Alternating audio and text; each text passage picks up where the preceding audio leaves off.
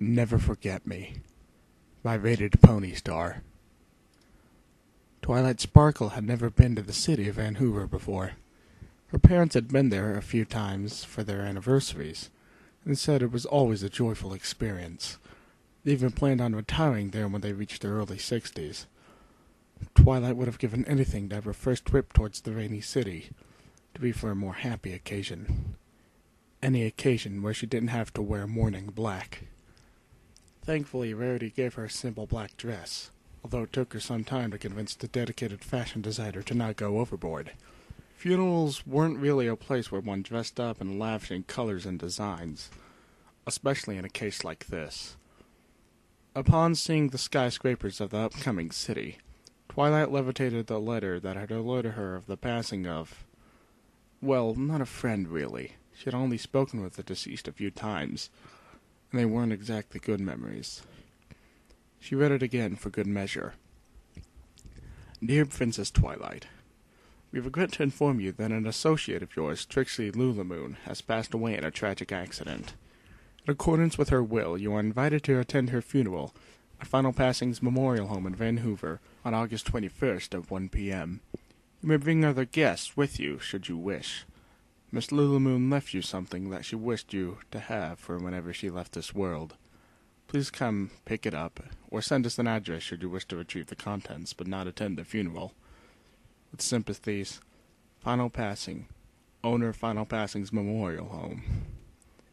When she had first got the letter, it was not grief that had overwhelmed her, but rather disbelief.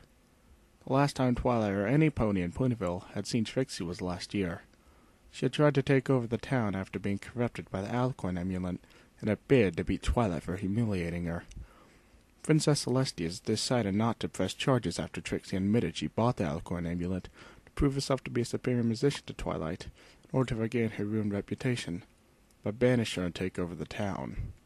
She didn't know about the corruption part and expressed she would never have done such a thing of her own free will. Some ponies believed that she should have been sent to jail, or at least given community service, but the princess believed in second chances. Still, Celestia had ordered Trixie to never return to Ponyville again, feeling it best for both parties if she stayed away. Trixie agreed and left, but not before asking forgiveness from Twilight. Despite all that had happened, Twilight had forgiven her. Princess Celestia taught her that everyone deserves a second chance, especially if they were willing to change. And Twilight didn't count the Ursa Minor incident as Trixie's fault as much as it was Snips and Snails. Some believed otherwise, thinking she should have gotten more punishment, including some of her friends. Twilight tried to reason with them, but didn't really push the issue. She was sure no pony in Ponyville, including herself, would ever see the great and powerful Trixie again. So much for that, thought Twilight, pushing the letter away. She was glad the trip was almost over. It had been very boring without any company or a book to pass the time. The trip maybe would have made her feel less awkward if one of her friends came with her, but no pony was really interested in going, or was too busy. When Twilight read the letter out loud, her friends and Spike were quick to suggest that it was a trap, another plan of Trixie's to either humiliate or harm her. It had crossed her mind as well, but then she thought back to when she had last met Trixie. She remembered the regret and pleading in her eyes for acceptance in her apology. No, it was very sincere, and something told her that this was real. The great and powerful Trixie, one of her oldest conflicts in the past, was gone. And even now, Twilight didn't know how to feel about that. She had been friends with Trixie, and only twice had they ever met, neither of which were under friendly circumstances. It only made the question of why Trixie, of all ponies, invited Twilight to her funeral even more baffling. Trixie had blamed Twilight for ruining her life after the Ursa Minor incident, and she tried to get revenge on her by resorting to dangerous magic. There really was no friendship or respect between them, yet here she was on a train to say her final goodbyes to her so-called rival. Spike had tried to point out that Twilight didn't need to go. She had no obligation since Trixie wasn't her friend. Well, that was true. A nagging voice in her head told her to go, if only to find out why Trixie wanted her to come at all. Plus, Trixie was one of her subjects technically, since she was now a princess. Some of her friends like Pinkie Pie, Rarity, and Fluttershy accepted her choice to go and told them to give Trixie's family their sympathies, since they were too busy to attend. Applejack, Rainbow Dash, and Spike were reluctant to see her go. While they wouldn't say they were glad that Trixie was dead, none of them held any sympathy for the former magician, who they blamed for nearly destroying their town twice. The only ones who seemed to cry any tears were Snips and Stales when she decided to tell them their hero had passed away. They wanted to both go with her, but their parents forbid it, neither of them being big fans of Trixie themselves. And so it's just little old me going to the funeral of a former friend, I guess? Twilight thought as she saw the train stop at the station. She didn't bother bringing any luggage with her, since she had no intention of staying in the city for the night. When the train came to a full stop, Twilight walked out of her seat and onto the platform, where she quickly put up a shield to stop the rain from ruining her dress. Twilight made a mental note to get an umbrella when she got a chance. Moving through a crowd, ponies who spotted her and recognized the new princess quickly got out of the way to bow. A blush decorated her cheeks as she did her best to ignore them and focus on the stairway leading to the parking lot. She was still not used to ponies recognizing her and bowing like they did with her fellow princesses, and was glad she came in unannounced. It was bad enough before Tirek, but since the demon's defeat 3 months ago, she had been revered as if she was the second coming of Starsworth the Bearded. At least there aren't any reporters. Although with the way gossip flies around, I'll expect that to change soon, thought Twilight as she started trotting, hoping not to spot paparazzi at her way towards the funeral. She doubted Trixie's family would want the attention during a time of grieving. Then again, knowing Trixie, she would enjoy this attention even from behind the grave. Heading to the nearest cab she could find, Twilight told the driver to head to the funeral home and make sure not to tell a single soul she was there. He promised and galloped away. The ride wasn't as long as Twilight thought it was going to be. In less than an hour she had arrived at the funeral home and paid the cabbie for the ride. The building wasn't as tall as surrounding ones, but it was big enough to fit at least 2 of Applejack's barnyards. Opening the gray marble doors that were made to look like the pearly gates themselves, Twilight entered the building, where she was met with silence. The room was yellow, which was unnatural considering the building's purpose, and held a red velvet carpet with golden designs on the edges. There were pictures of flowers and angels decorating the walls, as well as portraits of ponies who looked very similar to each other, possibly relatives who once owned the house before passing it down. The most unnerving thing, though, was that there didn't seem to be any pony here. It was, quite frankly, as quiet as the dead. Most of the doors, presumably rooms where the funerals took place, were closed, and Twilight was hesitant to enter them. She glanced at a nearby grandfather clock and found that she was still a bit early by a few minutes, so being late was out of the question. Hello? Twilight called out loud. A few hoofsteps nearby spooked her off her hooves right after she spoke. Coming out of one of the closed doors was a middle-aged gray-coated unicorn at a tux, his white mane combed backwards as he straightened it out. When he was done, he walked over and gave her a small smile. "Welcome to Final Passing's funeral home. I'm Everlasting Peace, son of the owner. Are you here to schedule a funeral, miss?"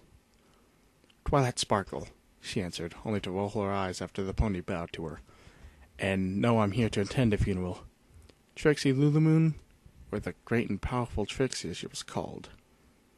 He looked at her, surprised as if he was checking to make sure she was actually real. "Well, I guess that wasn't a joke then. You really are attending." "What do you mean?" "When we read her will, we weren't sure if she was being serious or not. Still, we sent the letter, but we expected either a reply saying we made a mistake or not see you at all. Guess we were wrong," Everlasting Peace said before raising an eyebrow. "What was your relation to Miss Lulumoon? Not to be rude, but you are a princess and a hero while she was, from what I understand, a traveling musician." "She was," Twilight bit her lip, "some pony who I shared a few intense situations with." The raised eyebrow continued to stay up in the air for a bit before Everlasting Peace shrugged. "I see. If you follow me, please." He turned around and motioned for her to follow him through the halls. While walking, she began to wonder what she was going to say and do now that she was finally here. Would Trixie's family be upset with her? Honored? Was she going to give a big speech? What am I even going to say to Trixie when I see her? Twilight thought. It was a tradition to say something of a farewell to the departed during a funeral, or so she read. But what could she say about Trixie? She didn't really know that much about the mare, especially her good qualities. She had to have had some, right? Maybe I could learn more about her from her family and those closest to her. We're here, Everlasting Peace said, opening a door to her right.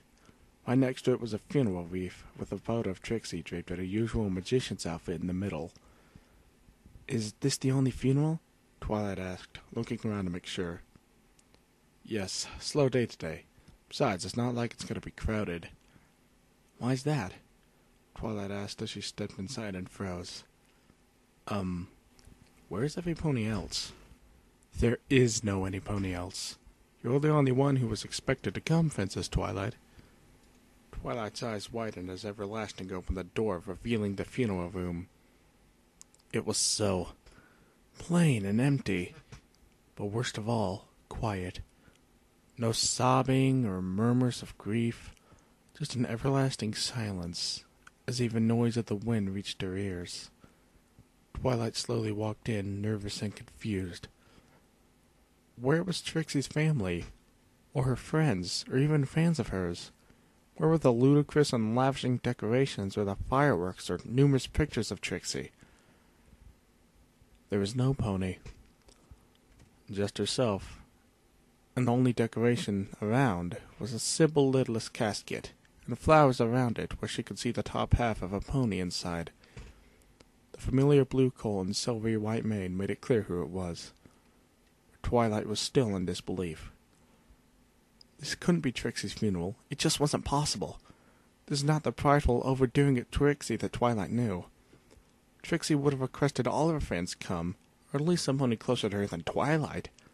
And why not have a large, expensive funeral with a band or fireworks going off as a proper goodbye, even pictures of Trixie everywhere? But there was nothing. Nothing but a peaceful-looking show mare, who was gently placed over her chest, wearing the cape she had been infamous for. Even her magician's hat was gently folded and placed by her stone-cold body. Twilight stood there, staring awkwardly at the body of her once so-called rival, as Trixie put it. Am I really all that's coming? I'm afraid so, Your Majesty, answered Everlasting Peace. I'm going to go get that item she requested you to have. The minister to deliver the final rite should be here in half an hour or so. Please, say your final goodbyes. She didn't even bother saying anything to Everlasting as he left. This was it. Trixie was gone. Her final curtain, as she was to say. Twilight sat down and stared at the smiling face of the mare, who had caused her so much trouble in the past. It felt strange seeing an expression on Trixie when most of the time it was one full of ego or rage, depending on the situation. She looks so relaxed, thought Twilight. She had seen such a look before. Her mentor, Princess Celestia, often had it after a long week of work.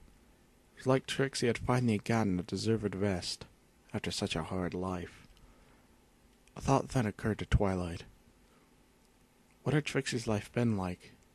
She knew Trixie had been a traveling show mare, and that was it. There was so little about this mare that lay in the casket that she knew about. Did she have a family? Where was she raised? What about her fillyhood? What were her dreams? Did she regret all the wrongs she had done? Did she even have a single friend in the world? Twilight turned around and saw the empty chairs. This alone maybe answered all those questions, but at the same time it only brought more. Twilight turned to Trixie and whispered, "Why didn't you say anything?" If she had known Trixie was this lonely, Twilight would have offered her the Hoover friendship, to change her so she could be a really nice showman instead of an egotistical and selfish one. But she never thought about Trixie again until recently, and that made her heart twist a bit. If I didn't come here, she would have been all alone. No pony deserves to be given a lonely funeral. Making a speech was pointless. There was no pony to give it to, and there was nothing to say. Twilight couldn't even think of what to say now, not when she was still recovering from the shock. How many ponies were like Trixie? Alone, even in death, with no pony to cry for them. No pony to say goodbyes or talk about the great memories they once had. It made a few tears drip down from Twilight's eyes as she realized she was blessed for having a family and numerous friends that loved her. As she now held a pity for those who didn't. Princess Twilight? Twilight turned around and saw Everlasting Peace holding an envelope. Miss Lulamoon left this note for you. Twilight didn't hesitate taking it. Dear Twilight Sparkle, by the time you are reading this, the great and powerful Trixie has gone to her great and final rest. If you are reading this, that means you have come to my funeral, and Trixie is grateful for this. For you see, you are the closest thing Trixie has ever had for a friend. Trixie never had any pony growing up. Trixie's parents abandoned her when she was a foal for reasons Trixie doesn't care about anymore. No pony would adopt Trixie because she was too brilliant for the lot of them. So she had to depend on herself, and only herself. That is why she became a magician, so the world can know Trixie's greatness and power, to show the world that Trixie, a no pony, could become a some pony in this cold and cruel world. But it seems Trixie messed up too many times. Perhaps Trixie was a bit arrogant in her life, and perhaps she always put others down for her own ego. But how else can one like the great and powerful Trixie survive? Trixie was not born into a life of privilege like you. She was not gifted by birth. No, Trixie had to fight and claw her way to get to where she is. And then Trixie lost it all because of her deeds in Ponyville. The great and powerful Trixie will not apologize for the Ursa Miter incident. That was the fault of those two bone-headed brats. But Trixie does apologize for the Alicorn Amulet incident. Trixie never wanted it to go that far. She just wanted to beat you. She just wanted to prove to the world that a no pony like me could become a some pony like you. But she cheated and ruined lives just to feel better. Trixie regrets that. It has not been easy for Trixie afterwards. Many towns do not want her even near their borders. Trixie had to travel far up north where her misdeeds have not yet been heard of. Trixie has not made it to the big time by the time you read this letter, and she is dead. And she has died a no pony. Fine then. Trixie will just have to be great and powerful in the afterlife. But Trixie is grateful you came. Trixie doesn't even know why she invited you. Maybe it's because you were the only one to forgive Trixie. The only pony to ever show her real kindness. Thank you. Trixie is running out of space. She will end it with one last request. One final request. Don't forget Trixie. Don't forget me. I don't want to die unremembered. If some pony, any pony remembers me, then I can rest in peace. I just don't want to be alone and forgotten, even in the grave. Trixie Lulamoon. P.S. Tell your friends I'm sorry. I know it's late for this, but please, tell them. Tears fell down Twilight's eyes and onto the paper as she sniffled and looked at Trixie, who she had nothing but sympathy and respect for. She had run through so much, all alone, and now she was gone, never making the impact that she wanted. How did she die? Fell down some stairs and broke a neck. Real pity, answered Everlasting. This only made Twilight cry harder, but now she knew what she was going to say.